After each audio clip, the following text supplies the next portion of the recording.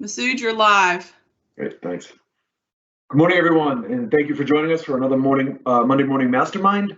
My name is Masood Atal. I'm the RVP here in Atlanta, and I hope everyone had a great weekend. I know that we're all quarantining and hopefully staying safe at home, away from all the noise out there. One thing I would like to point out is our most recent directive, which is to be sure that anyone entering any of our offices is wearing a face covering.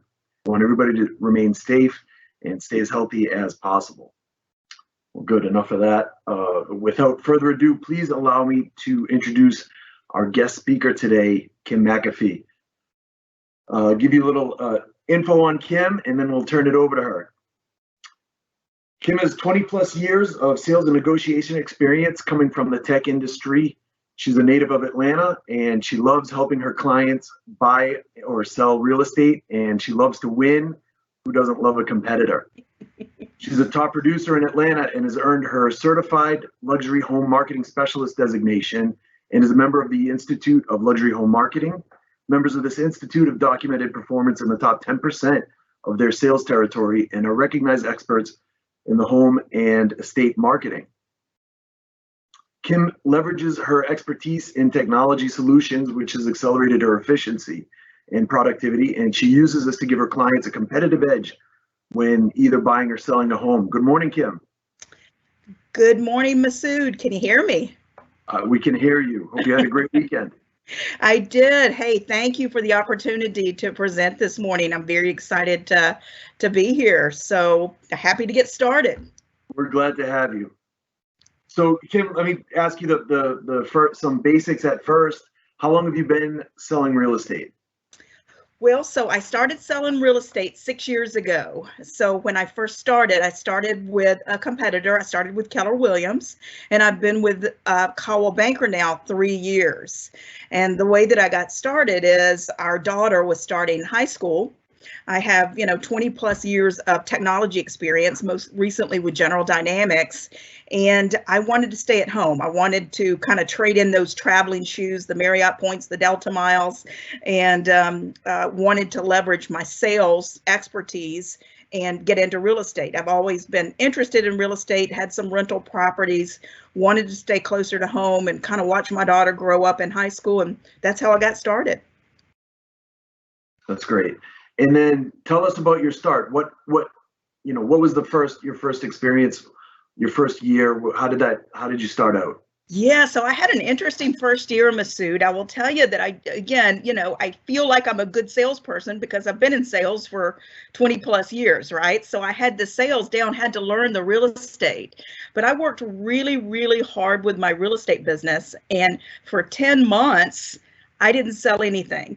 Now, I was starting fresh, right? So I didn't have any family or friends that were buying or selling at the time. So there was nobody I could go to. So I was working hard, prospecting, kind of planting those seeds. So it took 10 months of social media, telephone calls, being involved in the community, working really hard. And it's frustrating because you do put a lot of time, energy, and money into the business when you first start. But that 11th month, everything changed for me. And I ended up selling $3 million worth of real estate. And then the rest is history. So I'm very grateful to be, first of all, at Coldwell Banker, but second of all, I'm grateful that I got into the business because I really enjoy what I do. So you went 10 months with nothing, and then your 11th month was 3 million? 3 million. And then just to add on top of that, my first sale was, my first listing was 1.3 million. Now, I will tell you, Masood, I had no idea because I had started when I started the business, it was really mostly buyers that I was working with. Just like most businesses, I think when you first start in real estate, mentors would tell me, hey, you're going to figure out, Kim, what you like the best. You'll figure out if you like buyers, if you like sellers, which way you kind of lean, right? My first couple of years, it was mostly buyers, and I'm going to say 75, 80% buyers, and then it changed to that third year.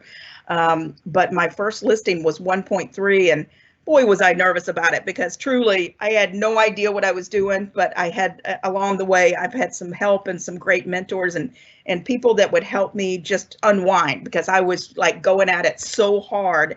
And it's interesting because I live in a neighborhood of 160 houses.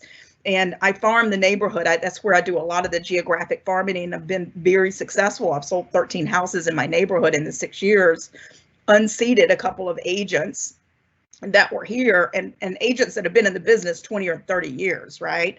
So this first client at their house that I listed at 1.3, she never asked me, is this your first sale? Is this your first listing? Is your, I think if you exude that confidence, and if you go in and you talk to people and you get to know them and you figure out this puzzle that you put together, you can do it. So I encourage everybody, if they have an interest in real estate, if they have an interest in sales in general, as long as you've got, I do preface it and say, have 6 months of money saved up, because it's like any other business. You need capital to get started. But, that's my story and kind of how I got started. And then, after that 10th month, starting at month 11, I mean, truly, I had worked so hard the 10 months prior till things just started happening. I think a lot of those things you mentioned probably ring true for many of our new agents, where they start on the buyer side. Yep. And it's a little bit of time before they get their first transaction, but I'm sure it was very exciting to get that first listing north of $1 million. That's a big deal. Yes. So, and also to hear you say that, the seller didn't ask you how many listings you had prior, or if this was your first listing, which I think so many of our agents are afraid of, right? What if someone asks me? Oh, absolutely. Good. It was because, the truth sets you free, right? It's like when I go on my listing appointments right now, I tell people the truth. Some people, they're not ready for the truth and they don't want to hear the truth, but the truth always sets you free. And if this client, would have asked, hey, Kim, is this your first listing? How long have you been selling real estate? She just assumed, right, that, again, I'd been in the business for a while. I knew what I was doing. It never came up. That's great. That's great. So 6 years ago, we're talking about roughly 2014. Tell us about your 2019. How did that go for you?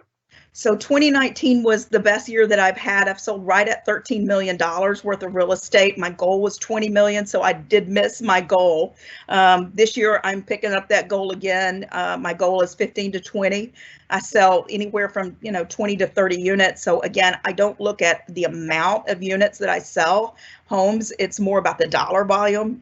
For me, I'm especially interested in luxury or a higher price point, because we have to do the same thing on $100,000 house as we do a $1 million house. But that said, anyone's that is nice and will listen to me, I work with them. So I have, first time home buyers.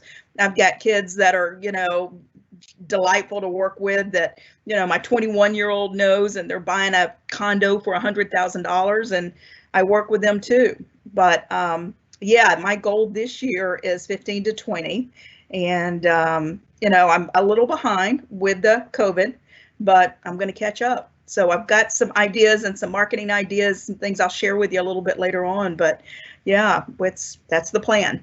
That's great. That's great. And just so anybody from outside of our market knows, the average sales price here in Atlanta is roughly 330,000. So 20 million that's quite a few units and quite a lofty goal. So good luck, and I'm sure you'll hit it. Listen, I've got Caldwell Banker and I've got Caldwell Banker systems. So there's a plan every day. That's great. Well, thank you. Thanks for the plug.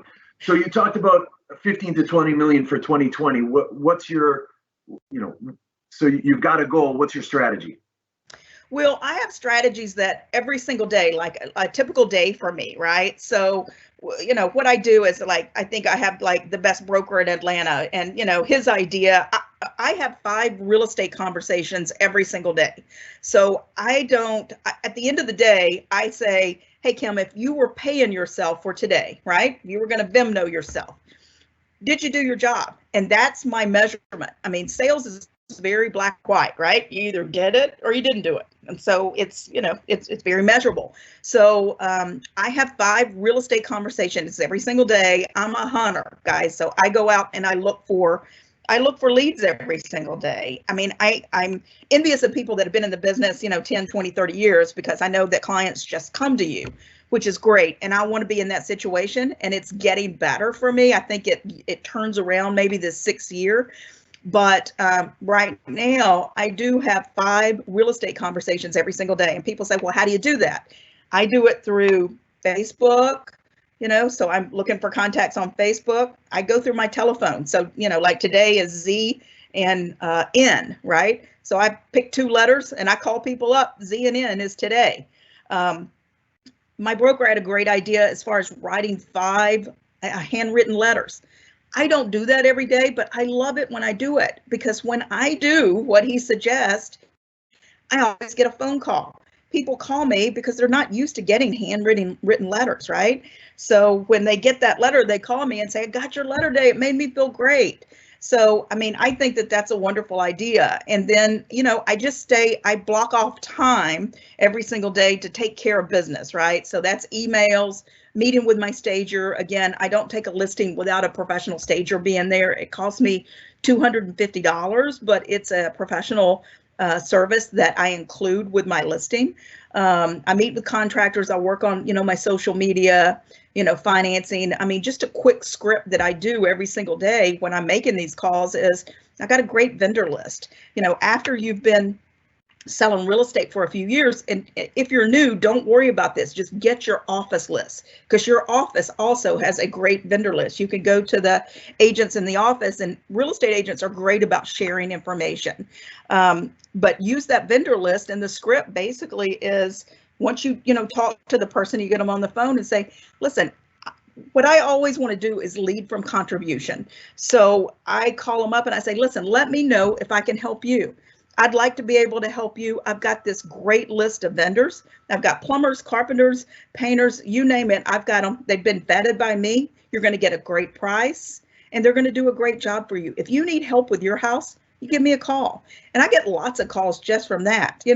Again, lead from contribution. So you're not calling up and say, hey, do you know anybody who wants to buy, sell, or invest in real estate? It's not so good. It feels too much like you want something from me, and I want to be able to give something back. That's great. That's great insight and great information. So now, in your plan, do you work with buyers? Do you work with sellers? Are you a listing agent? Tell me how you how you rate your business. I mean, in this 6th year of mine here, about 85-90% really is sellers. I love the strategy. I love listing concierge. I love putting together the puzzle. I love figuring out the marketing. I'm a Leslie wannabe, right? So between my Moxie Presents, between listing concierge, which by the way, saves me so much money. I mean, the way that I did it before compared to the way that I do it now is night and day. I always use the gold package. It's $450. It's the best $450 I could ever spend. Personally, I use Emoto Photo. They're a big national chain. Love them. I think they do a great job, but probably any of them would do a great job. It's not really about, the photographer itself. It's just about the systems and it being in place. So that's kind of the way that I do it. I mean, when I was brand new, though, Masood, mostly I would say 85% of my business, 90% was really working with buyers. And that was a couple of years. Sure. And then, I like buyers too, but I really prefer the sell side, because once I get a listing, I can usually get another listing, and that keeps my business growing. Deals make deals, right? That's right. So tell us a little bit about listing concierge and how you use that to your advantage. So are you able to track where leads come from, and do you get buyer leads, seller leads, both? How does that? Yeah, it's mostly seller leads. So I will tell you, in my neighborhood, there's 160 houses in my neighborhood. with using listing concierge, I will see people at the grocery store or see people out and they get that silver invitation. And guys, that is like phenomenal to me. I mean, truly, it looks like a fancy wedding invitation or something beautiful. Think about the things that you get in the mail that are beautiful like that.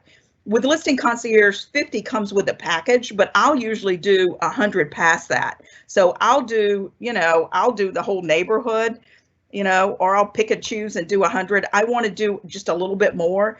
The brochures themselves, they're beautiful, the glossy brochures. Most people throw those away, but it's okay. The sellers don't, and they love that brochure. Being in Atlanta Magazine, is a big bonus. But my clients see me out and they say, I got your invitation. I saw that you just listed a new house. Your marketing is beautiful. And when you have consumers that say that, when they use those words, your marketing is beautiful, it's the ultimate in a compliment. And listing concierge just is a set it and forget it. Got frustrated at first when I first started using it because I'm like, okay, got to do this, there's steps. Now it's just 1, 2, 3, and it's just very, very easy. If you take the time and don't get frustrated with it and just learn it, once you do it once or twice, and then you've got it. And guys, the YouTube channel, I mean, who doesn't like a video, right? I mean, I put that all over the place. That's all over social media. The clients like it. The clients send it to their family and friends. They share it on Facebook. I mean, it's all good. And, I do a lot with Facebook and LinkedIn. And just the services that I get from listing concierge, I mean, it saves me about $500 compared to the way that I did it before. Because I was doing it before, I would have a drone photographer, like an outside photographer, an inside photographer. I was doing the brochures. I wasn't doing as good of a job as the just listed and just sold. I don't have to worry about that anymore. I mean, it's truly set it and forget it. Sometimes I spend a little bit more money and I'll do 100 envelopes rather than 50.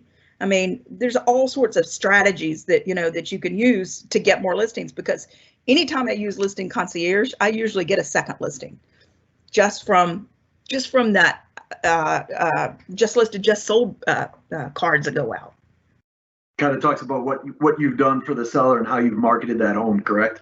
That's right. That's right. And Masood, another thing that we do, is we call the seller every Friday. And sometimes it's hard to have those conversations, right? Because, if a house doesn't sell, you're like, okay, well, we got, 34 days on market now, but we do the follow-up. So we're calling and we've got Prospect Square information, and we've got information the Caldwell Banker sends us about all the various websites, the 800 websites, and how many hits they've gotten. So every Friday we follow up. Anybody that's got a house listed with us, if it hasn't sold, we follow up with them every single Friday, and we give them the stats. So the stats are days on market, how many showings, because for every 12 showings, you should have an offer if priced correctly. And, the pricing is the main thing. Kim, tell me a little bit more about that conversation. That's great. So tell me about that conversation with the seller, right? We've all taken an overpriced listing or had a listing that sat around for a little bit. So are you direct? Is it a hard conversation, or are you making suggestions? Please tell me a little bit about that. It can be very hard, right? Because what happens is most of the time agents, if you don't take the listing, another agent will, right? But if you have a listing and it's $50, $60, $100,000 over what it should be, it really doesn't make sense to take that listing. I mean, a perfect example is I had a house in my neighborhood. I was the third listing agent, right? So for 3 years, this house sat on the market. I was agent number 3. And agent number 3, they called me and they said, hey, Kim, at this point, they said, we just want you to list our house. And I said, I'll agree to list your house if we agree upon the price. And they said, come on over, let's talk. They were dreading it, right? Because I had already given them prices 2 times before that. So I interviewed with other agents the first 2 times. They didn't agree on my price. I knew the price was wrong. Had a bad condition with the house. The house went straight up a hill. It was like a roller coaster, right? So you got to make a hill go away sometimes. So when I advertised the house, I said, live on top of the world, right? Because you got to let people know the truth. The truth always sets you free. And when I met with them this time, and they said, well, last year you were at 720. I said, that was last year. This year, to sell your house, we need a price of 700,000. I'm like, oh gosh, Kim, that's way too low, because they had started off at almost 9 a couple of years ago, right? I knew it wouldn't sell because of the hill. That for the second day that I listed, they took my advice and, you know, said, we're not going to do anything. It's the, you know, we're not going to do anything. We're not going to do any repairs. We're not going to, right? I'm like, okay, well, we'll talk about that, you know?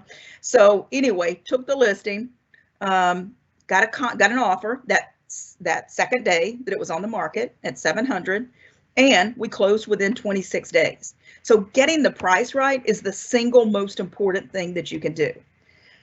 If you don't get the price right, you're taking your money from Listing Concierge or whatever you're doing, and it's like just throwing it up in the air. A lot of agents, what they'll do is they'll let the market and other agents tell that homeowner, that seller, the price is wrong. Weaker agents do that. I just say, guys, don't waste your time, energy, and money on an overpriced listing, because it'll sit. You'll be miserable. You'll be having conversations with them every Friday. At some point, they get mad at you, right? They can't help it. It's just they're mad, and they don't have anybody else to be mad at. So it's like, let's be mad at Kim. So getting the price right is the single most important thing. Have I made mistakes in the past? Have I taken overpriced listing? Absolutely, I have. But I'm very, very conscious and careful about it. I love the truth will set you free, and I love that you take a negative and turn it into a positive. Absolutely. Like living on the hill and turn it into living on top of the world. That's a great idea. Live on top of the world, and living on top of the world sold. And I'm telling you, I put it on Facebook. You know, if you look on my Facebook page, you'll see I had, you know, written something up, and basically it, you know, went through the story. Hey, 3 agents, 3 years. I had 118 likes on Facebook. I had 46 comments. I mean, right now it's leading the show and everything. So people like a good story, and I like the story so much that I'm actually doing a postcard about it and sending that out to the neighborhood too. That's great. What a win, and a great way to compete, right? That's right. That's exactly right. So you talked a little bit about Mike's, you know, the idea that Mike gave you regarding writing 5 notes, handwritten notes, and making phone calls. Tell us a little bit more about that. Like, how do you fill your day besides that? Well, so other things that I do is, you know, I spend a lot of time, unfortunately, with email, more time than I want to spend, but I just got to take care of business, right? I had, for 3 years, I had, out of the Philippines, I had a virtual assistant. So she could help with some of that. But this year, I realized that I need an assistant that's that can lick a stamp, I call it, right? Somebody that's right beside me, that can be a runner, that can help with some of my pop buys. You know, I do some pop buys, come up with some marketing ideas. Like right now, I'm just trying to come up with a few marketing ideas. And one marketing idea that I'm coming up with right now is I'm having a contest. In that contest, it's going to be anybody that's bought or sold, you know, with us, right, with me. And so if they basically call me, right? So it's going to be like a weekend thing. So they're going to call me over the weekend, and we're going to give away something great. So we're going to give away either like an outdoor blow up theater. We're going to give away a $350 gift certificate from their favorite restaurant, and so they can have a family meal. We're going to think the value is about $350. So I got to keep thinking about what consumers would like, because they're at home, right? So I'm thinking about that. And then anytime they give me a referral, if you're a client, you automatically get in the hat. Your name goes in the hat. But if you get a referral, your name goes in the hat again. So it's a way to get some new business. So that's, you know, I like contests. I like marketing ideas. You know, another marketing idea was like a seed packet. I've got a lot of older clients that are gardeners or master gardeners. So I found some seed packets on Etsy that's basically, you know, branded for me. And those are going to go out to, you know, a certain group of, you know, it's about, well, it's 350 women in this group, but, you know, we're going to send out some seed packets. So I just try to think of different marketing ideas that I can do. I mean, one thing that, Masood, that I did that was very successful, and Leslie will show this in a slide, but, it's these little candy cartons right here. It's an idea that I got 6 years ago. I send them out every Halloween. And I actually put them in, there it is right there. So, and I put those in mailboxes, right, of 160 houses. Guys, I've gotten 2 or 3 multi-million-dollar listings as a result of these candy cartons. I go to Costco, I fill them up with really good candy that I like, chocolate or fruit, and a combination of both. You would not believe the phone calls that I get. And now if I miss somebody's mailbox, they're like, I didn't get my candy carton this year. So this single thing, this company does this for all holidays. So any holiday you can think of, they do a candy carton. I just happen to do it at Halloween. But, this is a pop by, and people are always worried about the mail lady or mailman, right? Well, I give the mail lady or mailman theirs first. Again, I've lived here for 20 years, so I don't worry about going to jail for mail fraud or whatever. But, I just say, hey, I'm putting these in mailboxes. And, I think if you have conversations with people and talk to them, you can figure things out. But this single-handedly, I mean, again, one listing I got was just really interesting. The sellers had 5 real estate agents that were their friends at, the club that they go to, right? So good friends. I mean, tennis people, golf people, that sort of thing.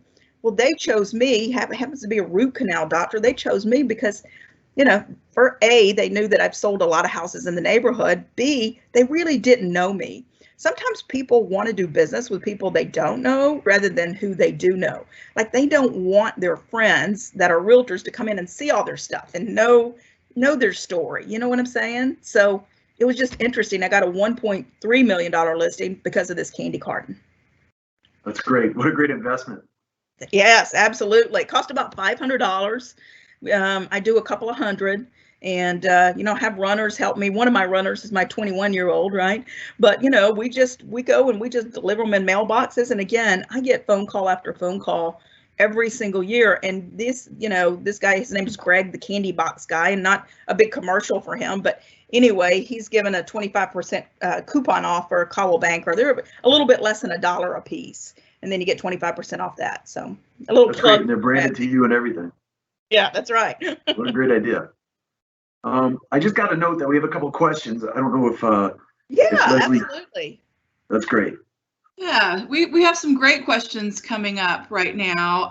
The first one is about your monthly mailers. What do you use, Kim? Yeah, okay. So I do my geo farming. I've got 5 areas that I farm. And the way that I figured this out, I look for a 10% turnover rate, right? So I find a neighborhood that I like. I live in Sandy Springs. I do most of my business in Sandy Springs, but I grew up in Decatur, Georgia. I know all the areas, but I've identified 5 areas that I really like. And the reason I like those areas is because they have a 10% turnover rate. In that, and then I get basic information, like I want to find out who the dominant player is. I want to find out who the dominant real estate agent is for that area, because I just need to know. I need to know if they live in the neighborhood, and I need to know how many houses they sell. It just helps me. It's a strategy that helps me grow my business and figure things out. Again, real estate's like a puzzle. You've got to put everything together. I farm those areas for 18 months. If I don't get the return on the investment that I need in 18 months, scrap it and I find another area. And so like one of them is like this right here. So, and I think we got a picture of it, but this is like, it's a market report for my neighborhood. Yeah, that's what it looks like. So it's like a market report for my neighborhood. These are my featured properties, so I can do a little advertising, for my listings. But I advertise in the 5 areas, and those 5 areas, again, I hit people up with this particular product every other month. So every other month they get this, and then every month in between, because I use InTouch, right? So I have a 33 touch marketing program. So with my marketing program, I kind of set it and forget it. It goes out to people for all the holidays anyway, because that's one touch that you can do. I try to do a birthday campaign, right? So on their birthday, they either get, a little Brewster's card, because you can get birthdays off Facebook. So, like a birthday card with a Brewster's $5 birthday card. So I try to hit people up really every month with something. I don't want to send too much, but I want to send enough of email combined with snail mail. And so that's the way that I do it. Thanks, Kim. Another question was, you were getting started in your first 10 months. I mean, what did you do? Were you back to basics or everything you've just spoken about? Yeah, I mean, truly, it was back to basics. It wasn't making 5 calls a day, though, guys. It was making 20 calls a day. So it was calling people up and saying, hey, I just got started in the business. I've been in sales for a long time. I'm just starting my real estate business. So I did a lot of, I did some pop-bys. I actually did some door knocking. I did some, door tags. And people always say, well, gosh, I mean, I sold something my first 30 days. And what I say is good for you. Truly, everybody starts differently. And a lot of times I've met, agents that are brand new. And again, they got a friends or family that's going to help them with their first sale. And I think that that's wonderful. It didn't happen for me. And I don't think of it as being a negative. I think of that as being a positive because it made me even stronger. But I spent probably $100,000 just trying to figure out how to get this business started. Now, I was living off the $100,000 too, right? So I was buying some Zillow leads. I was doing some direct mail. I was doing some pop buys. I was trying to get in with different civic organizations. But that's how long it took me to get up and get going. But, I ended up selling $4 million my first year. So even though it all happened at the end of the year, it still happened. So Kim, can you tell everybody what a pop buy is? Oh, a pop buy is just like this right here, these candy cartons. So these things right here, a pop buy would be a seed packet. A pop buy would be a small gift. A pop buy is anything that you want to give your client that's branded for you to make them think of you. Kim, can I expand on that question a little bit? Yeah. Is that so are you just running up to the door, dropping that off, or are you having a conversation with these people? What's the how long do they last? Right. So with this right here, with this one, I mean, truly, it's in the mailbox, right? But there's always a call to action for everything that I do. So not only do I drop it off in the mailbox, but I call them to see if they got their candy carton. So ideally, if you're doing a pop buy, and you can identify a pop buy just 20 people. I mean, think about any holidays. I mean, I had a little bouquet of flowers for Mother's Day a few years ago that I dropped off. It was just 15 women that I thought were, special moms, special to me. And I dropped off and I had, I found something cute, on the card itself, because everything that I have is branded to me. So there's going to be a tag on it. There's going to be my name on it. There's going to be my business on it. And anytime you do a pop by where you drop off something, you gotta follow up and follow through, right? And make a phone call after that. So if I mail people something, I'm gonna call them. If I drop off candy to them, I'm gonna call them. If I drop off flowers to them, I'm gonna call them. So yeah, it's a call to action for sure. So it's time consuming, but again, I've gotten several good referrals and leads, and it's the way that I've grown my business, because again, I haven't been in the business long enough that 10, 20, 30 years that I have people just calling me saying, hey Kim, I'm ready to list, I'm ready to buy. Occasionally that comes up where I have some bluebirds, but again, I'm a hunter and I'm out looking for new business every single day.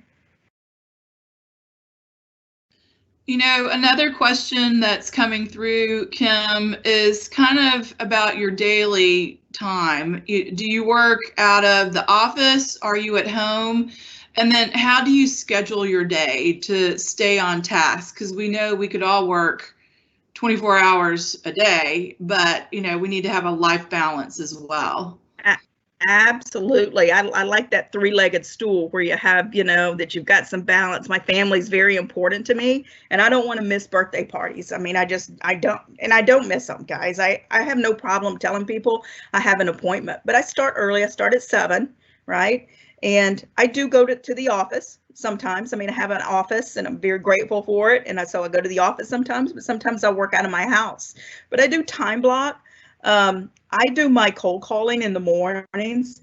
For me, it's best to do it. I do it from 10 to 11 or 9 to 10. So it's about an hour.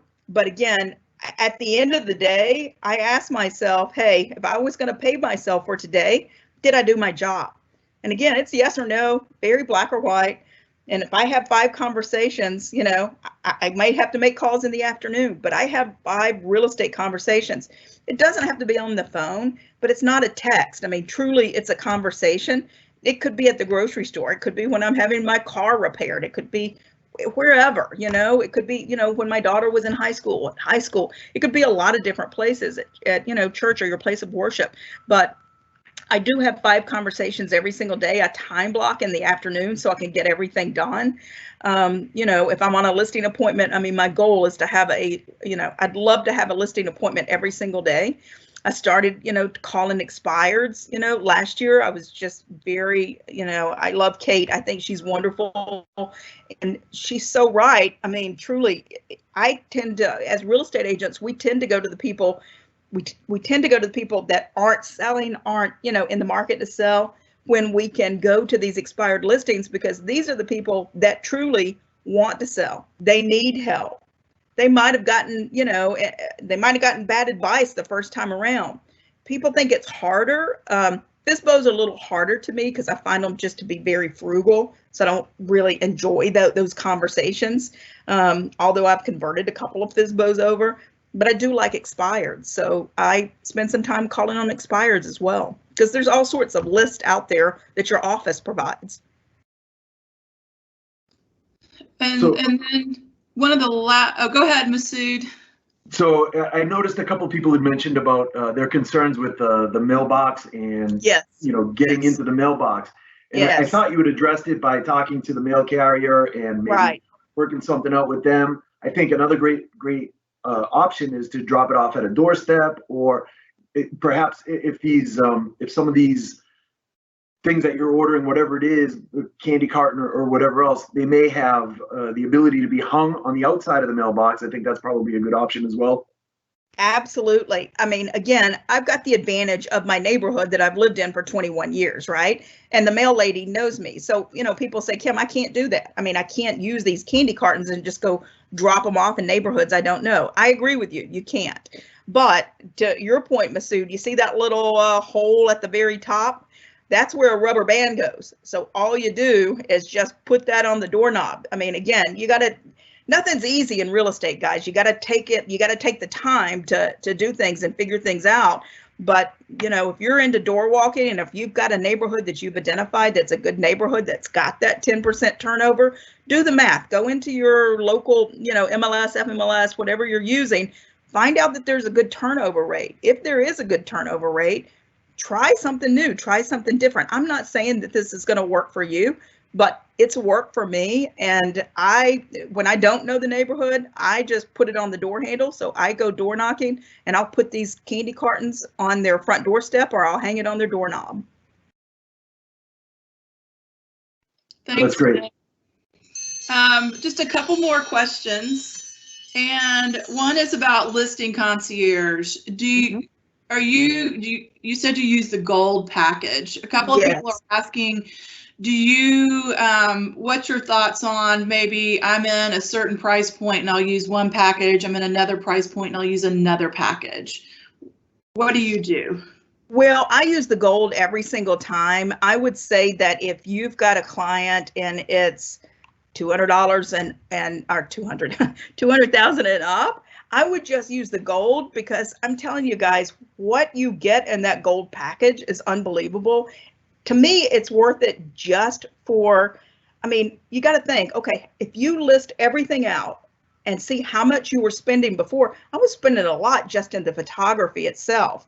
So I would spend, you know, depending on the listing, if it were luxury, I mean, a lot, but, you know, between $200 and $500 just on pictures alone.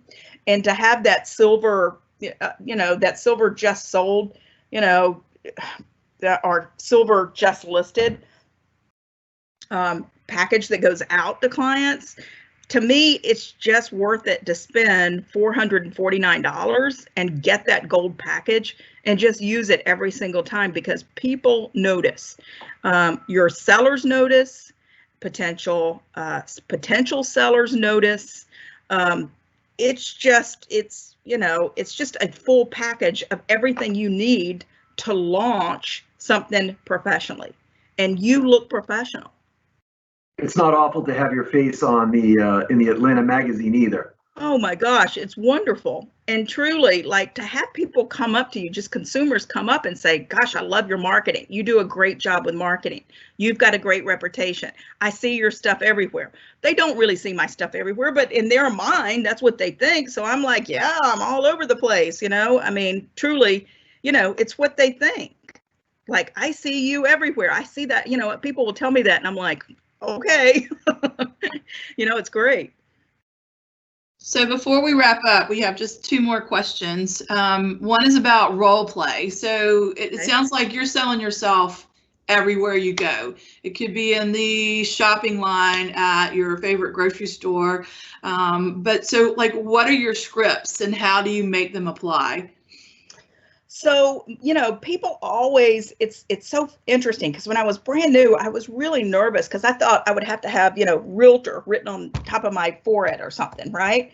I've realized once you've been selling real estate a few months, you really don't have to worry about it. When you go to a social function, right? Real estate just comes up. I mean, guys, people love to talk about real estate. Whenever I take, like an Uber or whatever, I ask people all the time, how long have you been thinking about selling real estate? And people say, how'd you know that? A lot of people think about selling real estate, or they think about real estate. People love talking about real estate. So I say, know your market, right? So know, interest rates. So have your quick script on, how's the market? Because people love to say, how's the market? The market's great. I've had people before say, I know you're busy. I'm busy, but I'm never too busy for you, right? So if you have just a couple of basic scripts, and if you have your vendor list down, right? And I'm telling you, if you lead from contribution, if you tell people, listen, let me help you with your house.